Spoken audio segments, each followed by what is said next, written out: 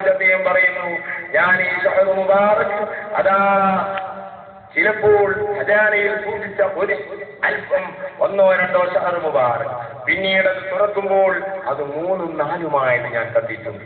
ജവാഹിറുൽ ബിഹാറിൽ പറയുന്നുണ്ട് അങ്ങനെ സംഭവിക്കുമെന്ന്.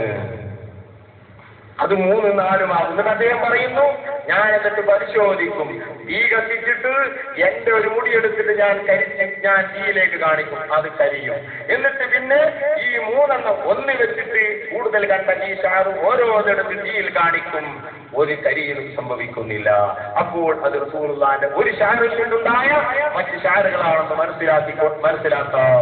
അങ്ങനെ ഞാൻ എത്രയോ പരിശോധിച്ച അനുഭവം എനിക്കുണ്ട്.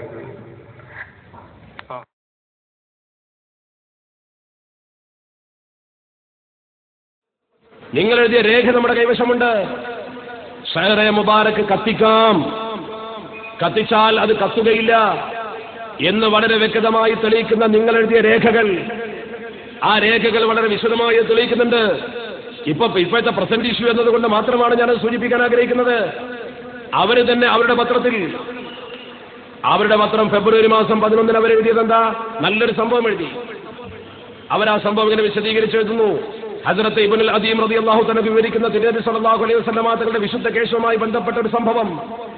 ഇബ്നു അബീ ത്വാഹിറുൽ അലവി റളിയല്ലാഹു തആല ആ മഹാന്റെ കയ്യിൽ അള്ളാഹുവിന്റെ പരിശുദ്ധ ഹബീബിന്റെ പുണ്യകേശം ഉണ്ടായിരുന്നു 14 ഇവരെഴുതുകയാണ്. രേഖകൾ സഹിതമാണ് ഞാൻ പറയുന്നത്, നിഷേധിക്കാൻ നിങ്ങൾക്ക് പറ്റൂല. കേന്ദ്രത്തിന്റെ സമീപമാണല്ലോ, ശ്രദ്ധിക്കാൻ ചുമതലപ്പെടുത്തേണ്ട ആളുകൾ ഉണ്ടാവുമല്ലോ. എഴുതട്ടെ, പഠിക്കട്ടെ, പോയി ചോദിക്കട്ടെ, എന്നിട്ട് മറുപടി കൊണ്ടുവാ. ഞങ്ങൾ ആധികാരികമായി തന്നെ പറയുന്നത്, ഇബ്നു അബീ ത്വാഹിറുൽ അലവി എന്ന് പറയുന്ന മഹാൻ 14 കേശങ്ങൾ ഹലബ് പ്രദേശം ഭരിച്ചിരുന്ന അമീർ, ആ അമീർ അലവികളെ അഥവാ അള്ളാഹുവിന്റെ പരിശുദ്ധ ഹബീബിന്റെ കുടുംബക്കാരെ സ്നേഹിക്കുന്ന മഹാനാണെന്ന് കരുതി അദ്ദേഹത്തിന് ഈ 14 കേശങ്ങൾ സമ്മാനിച്ചു. കേശം അദ്ദേഹം വാങ്ങി സൂക്ഷിച്ചു. പിന്നീട് ആരോ അദ്ദേഹത്തെ തെറ്റിദ്ധരിപ്പിച്ചു, അത് തിരുകേശമല്ല, അഷ്റഫുൽ ഖൽഖിന്റെ കേശമല്ല. തെറ്റിദ്ധരിപ്പിച്ചപ്പോഴോ മഹാനവറുകൾ പിന്നീട് ഇദ്ദേഹത്തെ കണ്ടപ്പോൾ, അബൂ താഹിറുൽ അലവിയെ കണ്ടപ്പോൾ അദ്ദേഹം തിരിഞ്ഞു നോക്കിയില്ല, മൈൻഡ് ചെയ്തില്ല. എന്താണ് അതിന്റെ കാരണമെന്ന് അന്വേഷിച്ചപ്പോൾ അദ്ദേഹം തുറന്നു പറഞ്ഞു, ഭരണാധികാരി, നിങ്ങൾ എനിക്ക് തന്ന കേശം തിരുനബിയുടേതല്ല, നിങ്ങൾ എന്നെ പറ്റിച്ചിരിക്കുകയാണ്, വഞ്ചിച്ചിരിക്കുകയാണ്, അതിനുള്ള പ്രതിഷേധമാണ് ഞാൻ സൂചിപ്പിക്കുന്നതെന്ന് പറഞ്ഞു. ഒക്കെ ഈ എഴുതിയ ലേഖനത്തിലുണ്ട്, അവർ തന്നെ എഴുതി വെച്ചതാ, ചരിത്രമാണ്.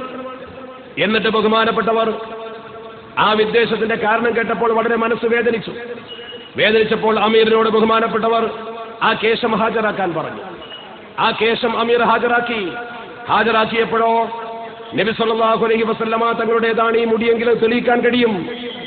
അങ്ങനെ ആ മുടി കൊണ്ടുവന്നിട്ട് ബഹുമാനപ്പെട്ടവർ അവിടെ വെച്ചുകൊണ്ട് ആ മുടി അഗ്നിക്കിരയാക്കി തീ കൊടുത്തു. അഗ്നിക്കിരയാക്കിയപ്പോൾ ആ മുടി കത്തിയില്ല എന്ന് മാത്രമല്ല, ആ മുടി കൂടുതൽ തിളക്കത്തോടെ നിന്നു.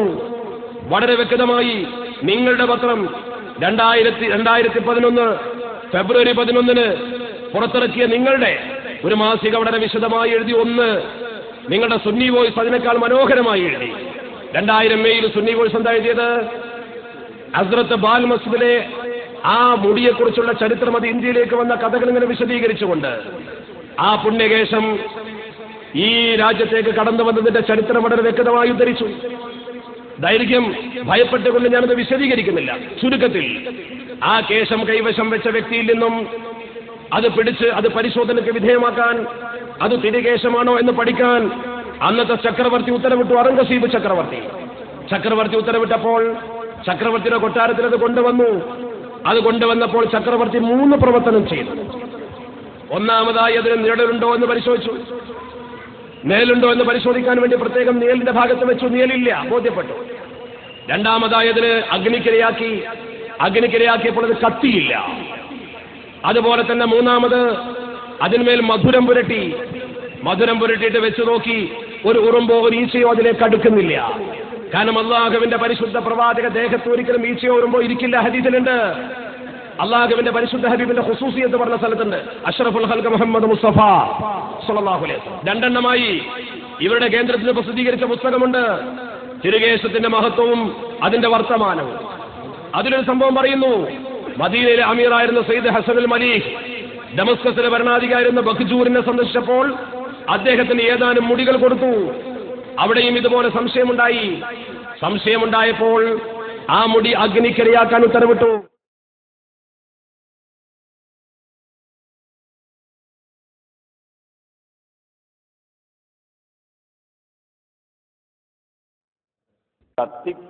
കത്തിച്ചാൽ കത്തുകയില്ലെന്നത് തീർച്ച.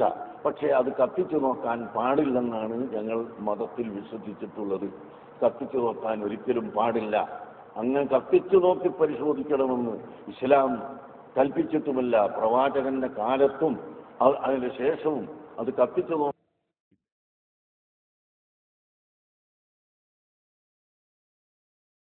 ഇവിടെ കൊണ്ടുവന്നിട്ട് തട്ടിക്കളിക്കുക, അത് വ്യാജമാണ്, അതെങ്ങനെയാണ് ഇങ്ങനെയാണ്, കരിക്കാണ്, എന്തെല്ലാം തോന്നിവാസം.